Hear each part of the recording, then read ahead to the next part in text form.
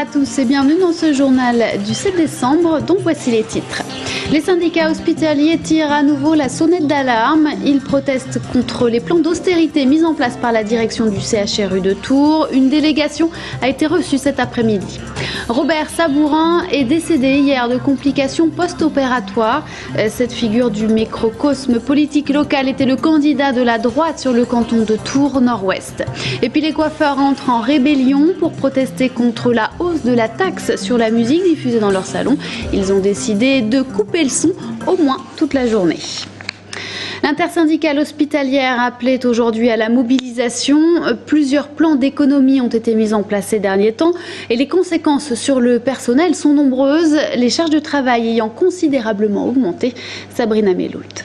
Des congés non respectés, voire inexistants selon les services, et des charges de travail qui s'alourdissent de plus en plus. C'est le point de rupture au CHU de Tours. Ce qui est en cause, c'est le plan de retour à l'équilibre en place depuis 2007, qui se traduit par un resserrement austère du budget. Selon le syndicat CGT, la pression est telle que certains membres du personnel souffrent de TMS, des troubles musculaires squelettiques. Quand on est chez soi, on se dit « ça y est ». Je suis en train d'être appelée. On est en train de me dire qu'il faut que demain, j'annule mon jour de repos et je suis obligée de venir.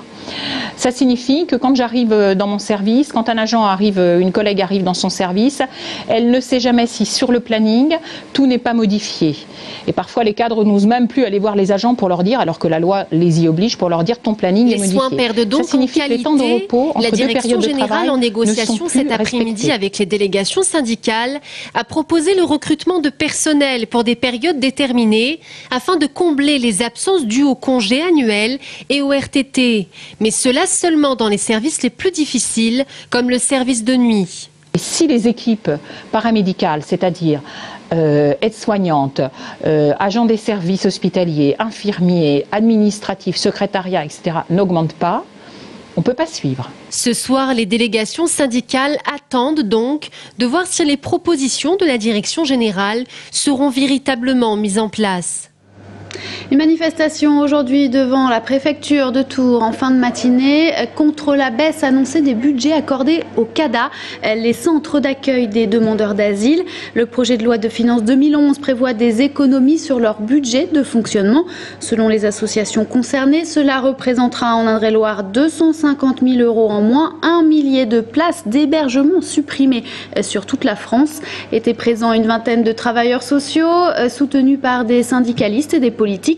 On écoute tout de suite la conseillère municipale communiste de Tours, Josette Blanchet, au micro de Félix Ségère. Le ministre, M. Barnoin, a dit dans le débat budgétaire 2011 que pour les demandeurs d'asile, il y avait une augmentation de budget. Alors aujourd'hui, si on regarde bien l'ensemble des chiffres et du débat, il n'y a pas d'augmentation pour l'accueil des demandeurs d'asile. C'est-à-dire que quand on fait bien le calcul, quand même, c'est 8 millions d'euros, c'est 1,06 de moins par jour et par place. On peut mesurer dans quelles conditions le service sera rendu. De son côté, la préfecture dément ces informations et affirme qu'aucune place d'hébergement ne sera supprimée en Indre-et-Loire. Il était le patron du Helder, le bar du haut de la rue nationale. Il était également un proche de Jean Germain et de Philippe Briand, une figure du microcosme politique local. Robert Sabourin est décédé hier après-midi à Marrakech. La droite locale l'avait investi le mois dernier pour être l'adversaire de Claude Roiron sur le canton de Tours Nord-Ouest. Florent Carrière. Le Helder a gardé porte close toute la journée. Cette brasserie qu'il a tant habitée était en deuil aujourd'hui comme ses proches, seules personnes autorisées à rentrer. Jean-Louis Guyenne, l'un de ses associés, pleure un aventurier, un homme à la fibre sociale et à la grande culture politique.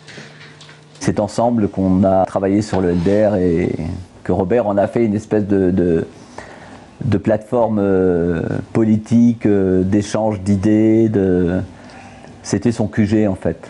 Il a été le trublion tourangeau, il a été et l'animateur du LDR, parce qu'il passait de table en table, il y avait beaucoup d'amis qui venaient ici, il a beaucoup aidé des gens qui étaient en perdition. Robert Sabourin s'était implanté en Touraine dans les années 80 avec ses deux associés. Passionné de politique mais anticonformiste, il avait finalement fait carrière dans la restauration sans pour autant s'éloigner de sa passion. Il comptait parmi les figures locales, avait noué des relations avec de nombreux politiques de droite comme de gauche et comptait dans ses amis Jean Germain ou Philippe Briand.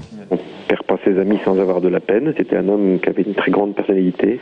Quelquefois, il fallait le retenir parce qu'il partait très vite. Son tempérament pouvait être un petit peu exalté. Et il disait ce qu'il avait à dire, il ne mentait pas. Car l'homme était connu pour son franc-parler. C'est lui qui aurait été derrière le Furet de Tours, ce blog faisant état publiquement de rumeurs et histoires tourangelles. Engagé à droite comme gaulliste social, Robert Sabourin avait obtenu l'investiture UMP pour être candidat au cantonal face à Claude Roiron. Robert avait envie d'aller sur des enjeux humains et il avait envie d'en débattre justement et pas simplement d'en découdre avec Claude Roiron. C'était pas ça, c'était pas que ça. Robert Sabourin était parti à Marrakech quelques jours, peut-être pour attaquer avec force la campagne électorale. Entré à l'hôpital pour une opération bénigne, il est décédé d'un œdème pulmonaire.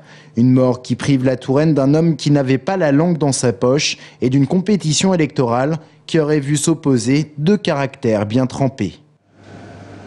En bref, la route a fait un mort hier après-midi sur la commune de Monet. Le passager d'une voiture qui a quitté brusquement la départementale 910 et qui allait s'encastrer dans un platane.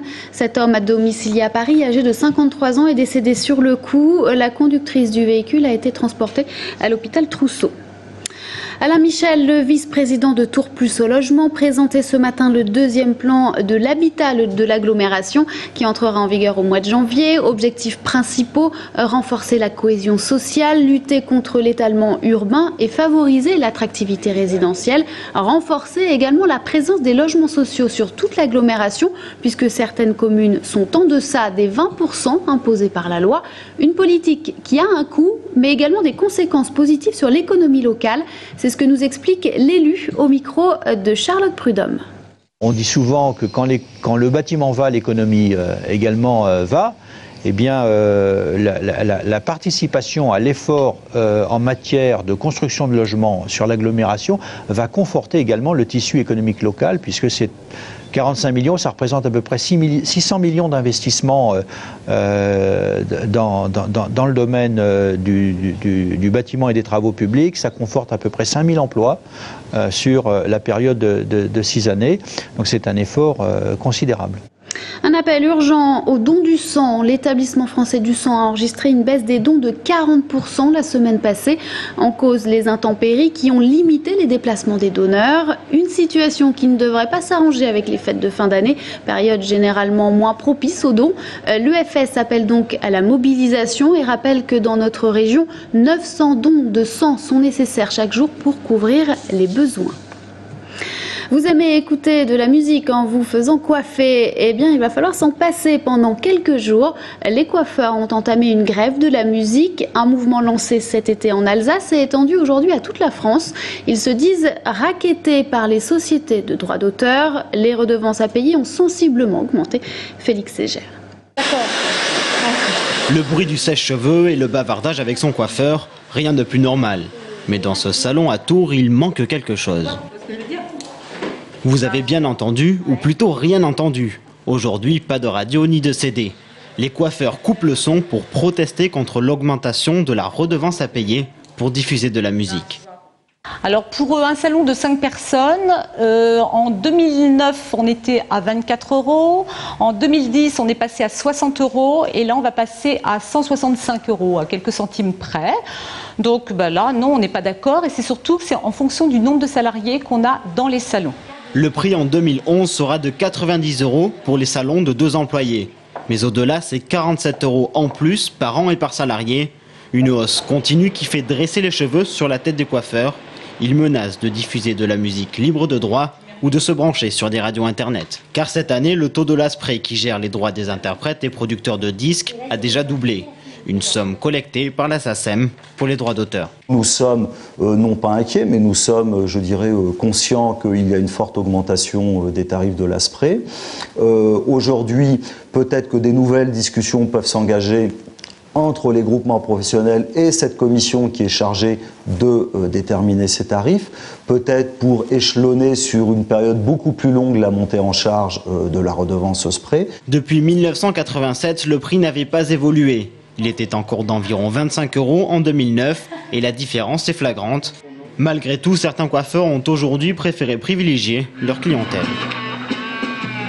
Dans ce salon, la musique était bien là, car c'est important pour l'ambiance. Même si nous n'avons pas vraiment envie aussi de payer beaucoup plus cher au niveau des contributions, mais on a plutôt respecté le souhait des clientes de continuer d'être chez nous dans une ambiance musicale. C'est maintenant à chacun de faire son choix, mais le mouvement ne fait que commencer, car cette augmentation s'applique aussi à tous les commerces diffusant de la musique. Les coiffeurs les appellent à les rejoindre, notamment les hôteliers restaurateurs. Un film d'époque tourné en ce moment dans la région centre, en divers endroits, et notamment à la Couroirie du Léger, près de Loches, où les scènes finales ont été tournées. Les condiments irréguliers et le deuxième film d'Adrien Beau, un film muet qui raconte l'histoire de la marquise de Brinvilliers, célèbre pour avoir empoisonné toute sa famille et fini sur le bûcher. Florent Carrière. Il y aura eu le froid et la neige, et voilà pour ce dernier jour la pluie, rendant quelque peu chaotiques les conditions de tournage et qui nécessitent quelques subterfuges dont seul le cinéma a ses secrets. Ça oblige à protéger les gens, à protéger les décors, parce que là du coup on a des problèmes de raccord neige. Donc ça demande des petites astuces. Et le risque c'est qu'il se mette à pleuvoir trop pour que ça se voit à l'image. Il faudrait que vous regardiez ici. Vous voyez, entre les deux drapeaux. Les condiments irréguliers, c'est le nom du film, est une adaptation de l'histoire de la marquise de Brinvilliers, cette femme rendue célèbre par l'affaire des poisons sous Louis XIV. Instruite sur l'empoisonnement par son amant, elle s'exerça la nuit dans les hôpitaux sur les malades indigents avant d'empoisonner toute sa famille. Des actes intéressés qui lui valurent le bûcher en 1676. Une réalité dont le réalisateur Adrien Beau a préféré s'en éloigner quelque peu. J'en ai fait juste une femme qui tue gratuitement pour le plaisir d'empoisonner les gens et pour ressentir un peu des émotions. C'est une femme chrétienne, aristocrate, qui s'emmerde horriblement avec un mari qui est un gros con qui va à la chasse et qui est une espèce de assis, satisfait, un homme assez détestable. Au milieu de la Couroirie du Liget, la scène du bûcher avec une trentaine de figurants pour représenter les badauds entre autres. Des images du tournage, vous n'entendrez aucun dialogue, car pour sa deuxième production, le réalisateur a choisi de poursuivre dans le film muet. Tout ça c'est sur l'art baroque en fait un peu, et le théâtre baroque il y a une gestuelle qui est propre à ça et qui exprime énormément de choses, et sans les mots en fait. C'est un jeu très distancié quand même, c'est des pauses, c'est très artificiel et très théâtral, mais du coup on peut raconter d'autres choses, on peut raconter des choses épouvantables en fait, de manière plus délicate et plus sophistiquée, plus distanciée et plus élégante. Livraison prévue de ce moyen métrage mars prochain. C'est la fin de ce journal, merci de l'avoir suivi. On se retrouve dans quelques instants avec l'invité de la rédaction, David Chollet, le secrétaire régional des Verts. Restez avec nous.